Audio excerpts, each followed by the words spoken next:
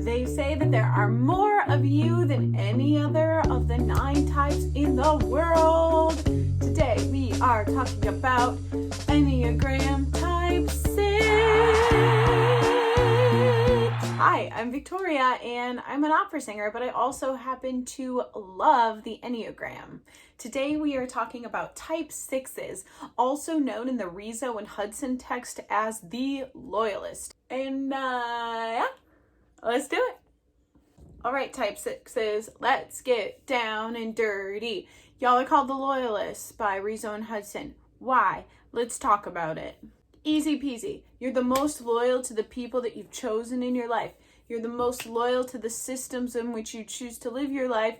You're the most loyal to security. You're the most loyal to your beliefs. And you're like the definition, you're going to go down with the ship, okay? You're like that captain in Titanic, when he sets the time on you're going down with the ship, baby. So why the heck are you guys so loyal? It comes down to your basic fear, basic desire, and the super ego message that you send yourselves. Come on. So a 6's core fear is of having no guidance, no support, no security, and of being unable to survive on their own. Therefore, your greatest desire in life is to find security and support. You are good or okay if you do what is expected of you. Here's the deal. Y'all don't have confidence in your own brain and your own judgment. Therefore, especially when they're starting to struggle a little bit mentally, 6s tend to have a hard time with a lot of anxiety and worry. For example, y'all seem to really fear making important decisions, but you don't want anybody else to make them for you either. Don't tell me what to do. But y'all are usually really aware people too, and so you notice that anxiety building inside of you. So 6s have a tendency to really create Riso and Hudson call it a social security around you. Whatever you can do to build out an outward sense of security. And that helps you protect yourself against your basic fear, which is of being without support and being on your own. And so if you build all this around you, then you don't have to say, I'm on my own, what do I do? So what this tends to kind of create, especially in the more average range for 6s, is the whole every action has its equal opposite reaction. See what I did there? I made a Hamilton reference. 6s are just a bundle of opposites. They can appear confident, but feel super insecure. They can be really, really strong, but seek to look towards somebody else to be the leader. They can be a bully in a situation because they want to be seen as dominant, but they can also feel like an underdog because of their own brain working against them. So the biggest thing for 6s is to try to make you guys not feel so much like little ping pong balls going back and forth all the time,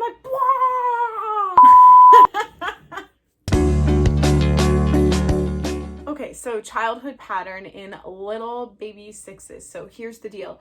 All children of all types have a dependency on their parents, especially when they're really little. It's literally just for survival. Most of the time, toddlers start to go through what psychologists call a separation phase, where they want to really test their independence. A lot of the times, especially if whoever the less involved parental figure is, which is often the father, if they are not as present or they are insufficient in that child's life, that child will have an especially difficult time separating from the more involved parental figure, oftentimes the mother. And especially if somebody's developing as a baby 6, that idea of separating from their security and their support can be really, really scary for baby 6s.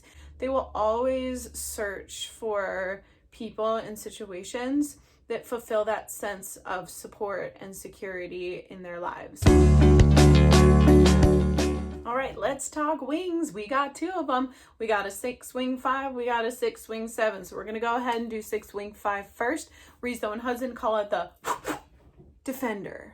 I'm not gonna keep that in, don't worry about it. When 6 wing 5s are doing well, these are very technical and detailed people. The investigative style of a type 5 really complements the six's ability to function within typical systems very, very well. They really like work where the rules and the systems are still established. A 6-wing 5 is a very intelligent and knowledgeable person. 6-wing 5s are definitely more independent and less social than a 6-wing 7, colored by that introspective 5-wing. In the more average range, their quest for knowledge in regards to security can lead them to be highly suspicious, skeptical, and inherently seeing the world as dangerous. So as a 6-wing 5, be sure to look out for these behaviors and these reactions within your own self.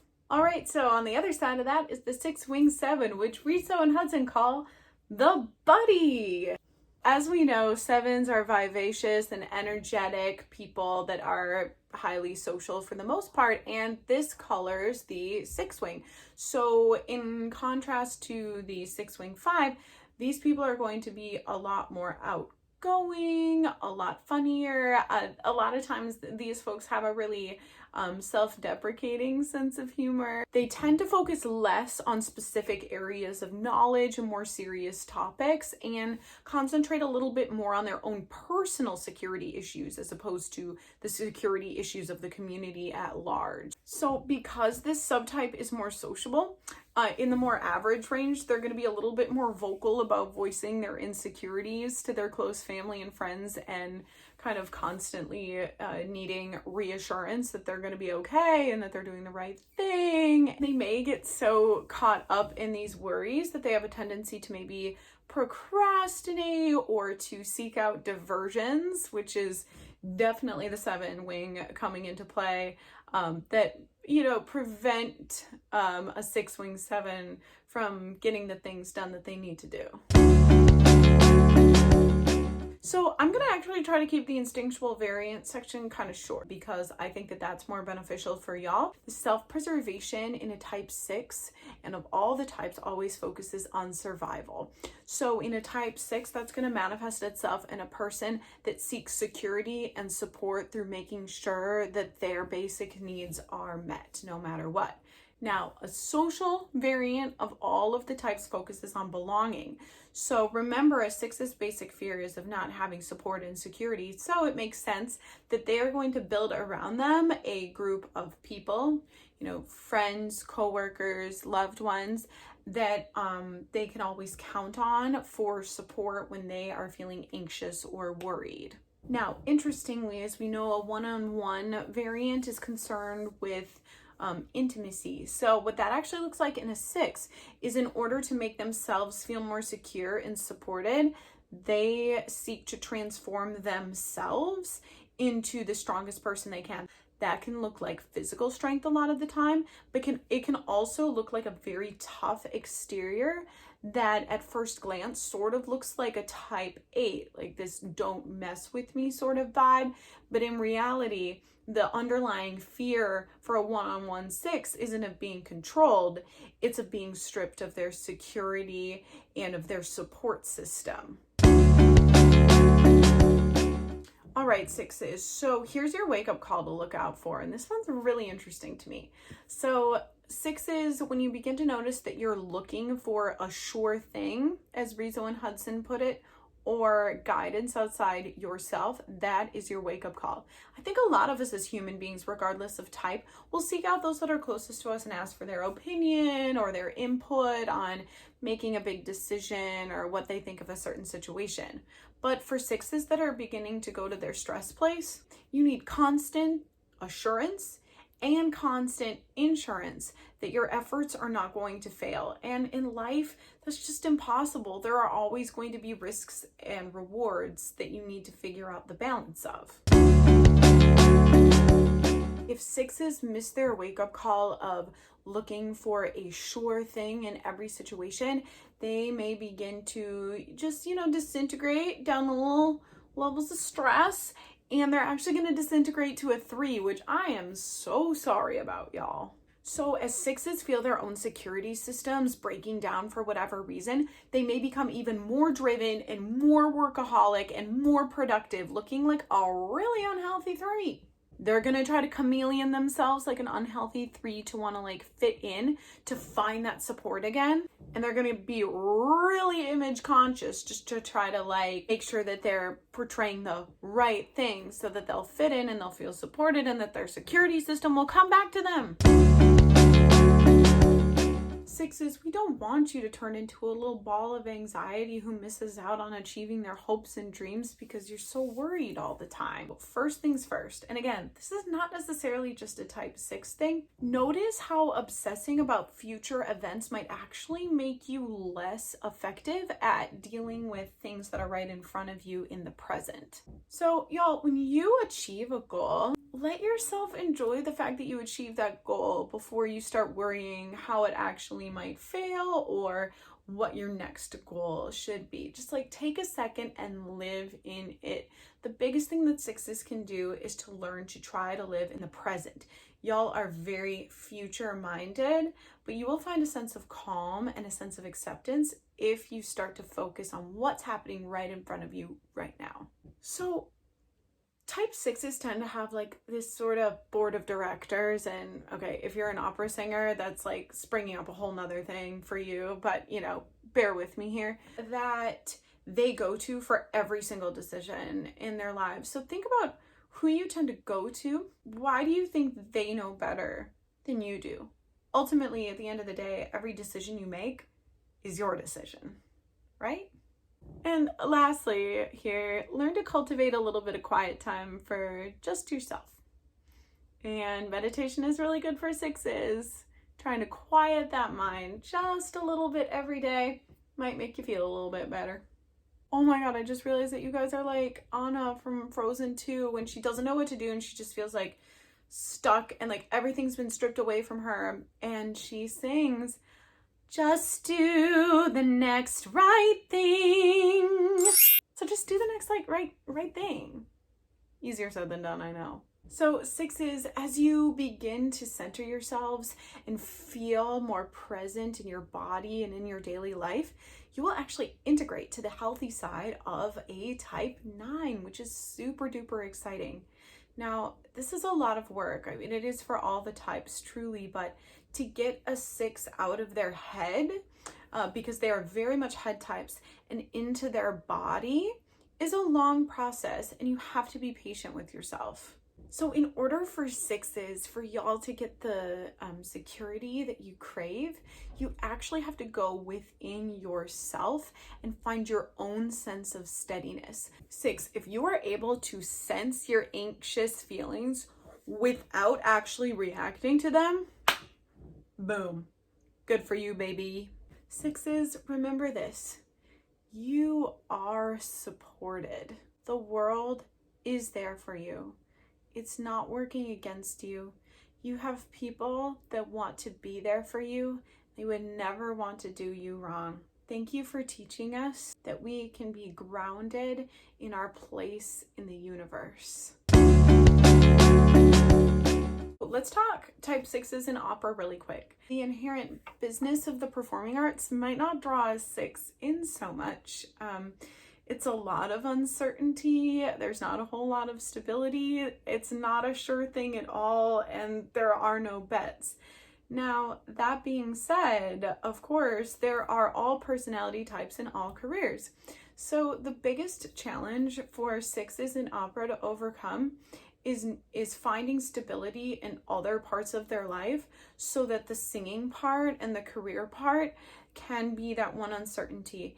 And it's important for all singers to have a sort of, group of mentors that help guide them in their career and their vocal development. And that's going to be especially important for sixes. And these are the people that you can go to when you're not sure about something, right? And that's a good lesson for all of us because we need those strong mentorships, right? The really cool thing about sixes in opera is that they're going to bring a steadiness and usually a lot of camaraderie to a rehearsal space because they really like to seek that support and that security and that comfort within a group of people. So it's actually really awesome to have a 6 in a production because they just really tend to bring people together, which is really cool and really exciting. I feel like I haven't been so good at keeping like the opera part kind of short, and it's getting a little self-indulgent, frankly, so sorry, type 3 vibes. So I'm just going to share with you guys that I think that the type 6 example in opera is, speaking of self-indulgent, another role that I played, which is Blanche from Dialogues of the Carmelites by Poulenc.